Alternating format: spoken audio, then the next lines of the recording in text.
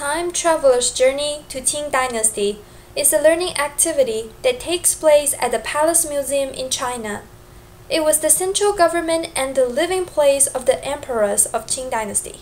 It asks users to explore the museum physically with mobile phone, to interact with both authentic artifacts and virtual resources such as audio, documents, and pictures, to solve well-designed problems by playing one of the historical figures.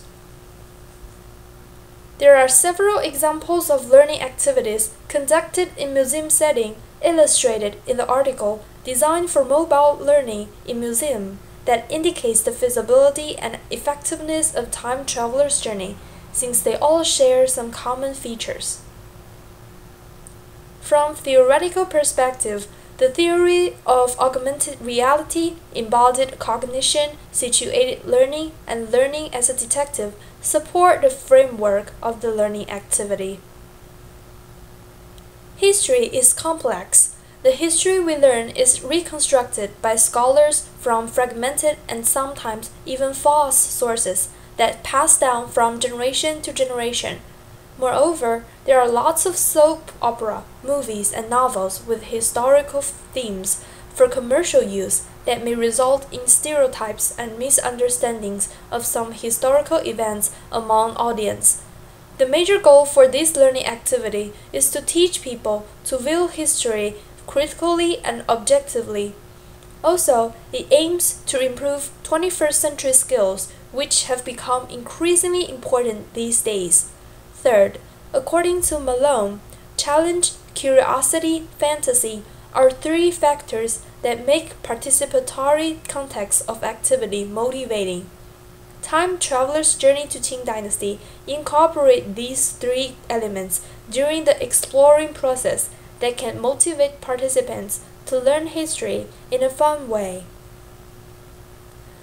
The activity aims to train students to use technological devices proficiently and be comfortable with GPS and other virtual systems through the learning activity, to enable students to think logically and enhance their ability to analyze data delivered in various forms through information retrieval and data collecting, to prevent students from oversimplifying a historical phenomenon and to teach them to view things from different perspectives through playing different authentic historical characters, to motivate students to be more interested in learning history of Qing Dynasty through detective narrative, role-playing, and situated learning.